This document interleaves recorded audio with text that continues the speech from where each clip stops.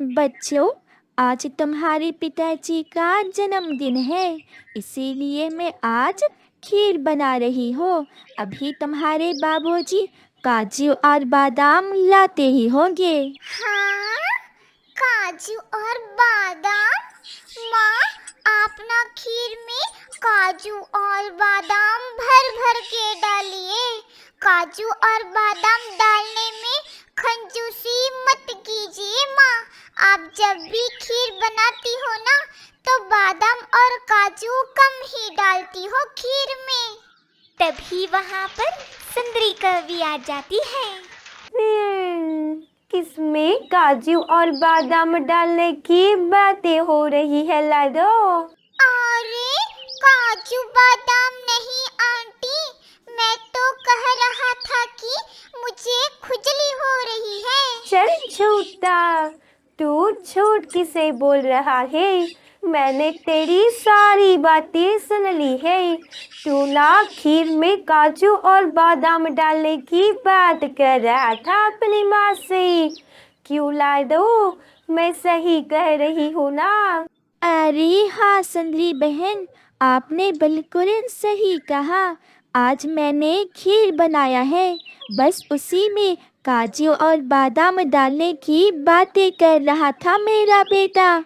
आप तो जानती ही हो ना कि मेरे बच्चों को मीठा कितना पसंद है, इसीलिए सोचा कि आज मेरे बच्चों के लिए खीर बना दिया जाए।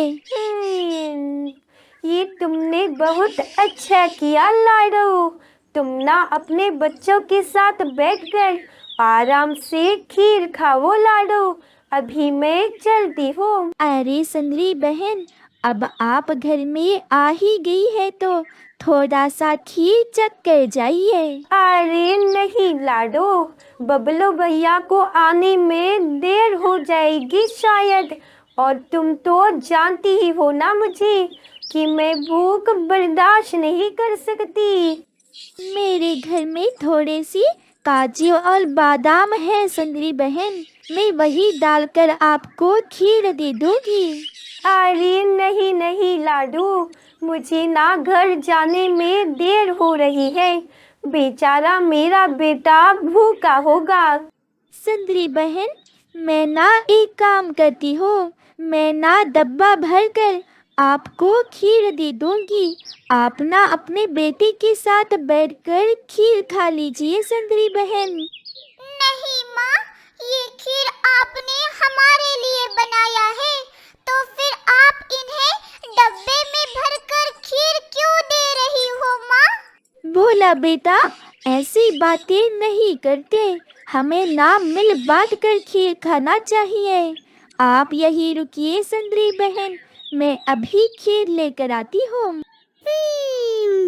नाम तो भोला है इसका, मगर ये तो बातों में मुझसे भी 4 कदम आगे है। फिर लाडो चिड़िया सुंदरी कवि को खीर का डब्बा दे देती है और सुंदरी कवि वहाँ से चली जाती है। माँ देखिए ना, रात हो गई मगर बाबूजी घर अभी तक नहीं आए।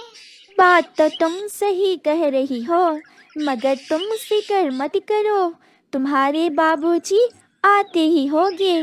मैं ना तुम सबको खीर दे देती हूँ, तुम ना खीर खाकर सो जाओ बच्चों। अपनी माँ की बात मानकर वे सब बच्चे खीर खाने लगते हैं। तभी अचानक से बाहर जोरों की हवा चलने लगती है। माँ, ये तो तूफानी हवा लग रही है मुझे। क्या इस हवा में शैतान होता है माँ? अरे चुप हो जाओ भोला, ऐसा कुछ नहीं होता। तुम ना सबको डराने की कोशिश मत करो। बच्चों, तुम सबको डरने की कोई ज़रूरत नहीं है, तुम्हारी माँ तुम्हारे साथ है। बबलू जी, आप कहाँ रह गए? बाहर बहुत तेज़ हवा चलने लग गई है और आप अब तक घर नहीं लौटे हो। मुझे ना आपकी बहुत चिंता हो रही है बबलू जी। हवा तेज होने के कारण चिड़िया के घर का छत्ता उड़ जाता है।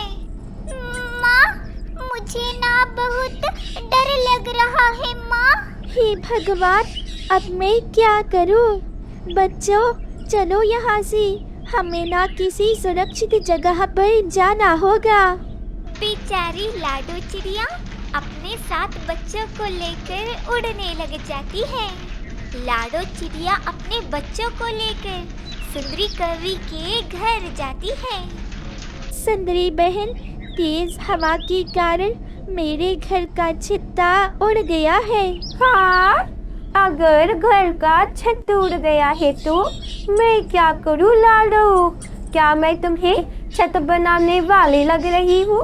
जाकर किसी घर बनाने वाले पक्षी को बोलो।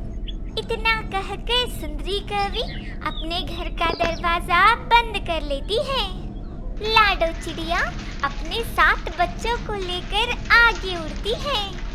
आगे जाकर लाडो चिड़िया को एक खाली घर दिखाई देता है। लगता है वो घर खाली है।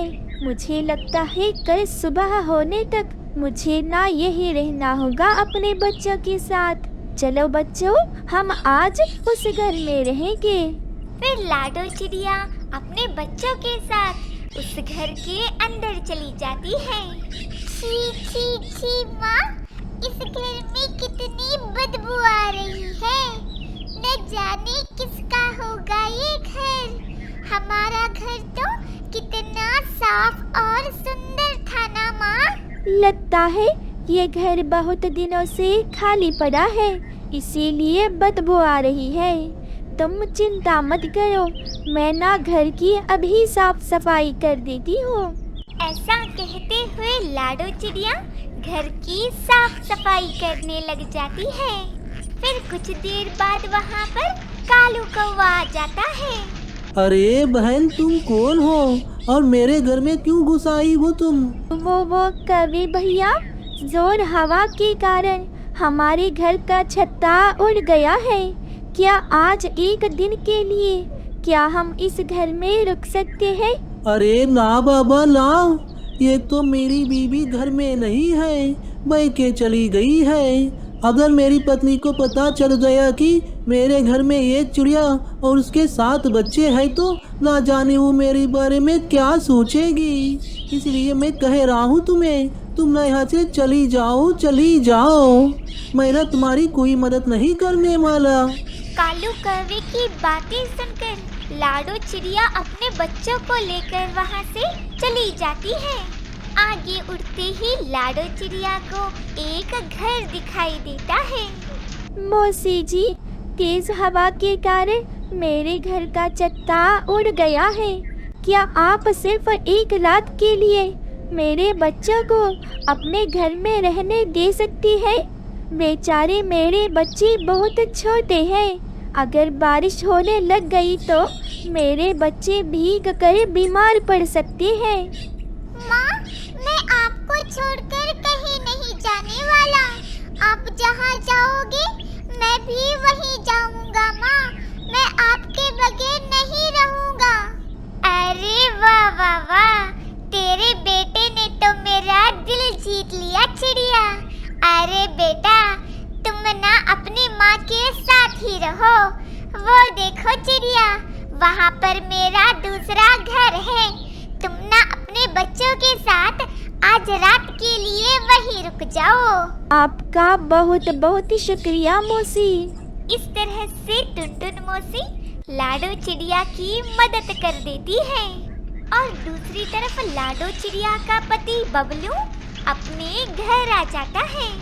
अरे ये क्या, मेरे घर का तो छत टूट गया है और घर में ना लाडो है ना बच्चे हैं। ना जाने कहाँ चले गए होंगे वो। अब मैं उन्हें कहाँ ढूंढूंगा। ऐसा सोचते हुए बबलू चिड़िया सुंदरी कौवी के पास जाता है।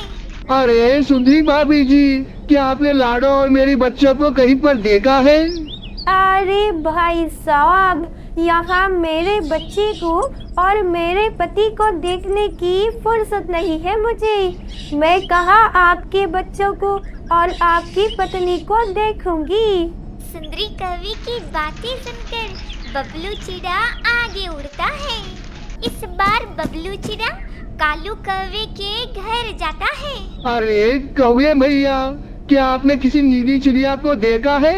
और उसके साथ बच्चे भी थे।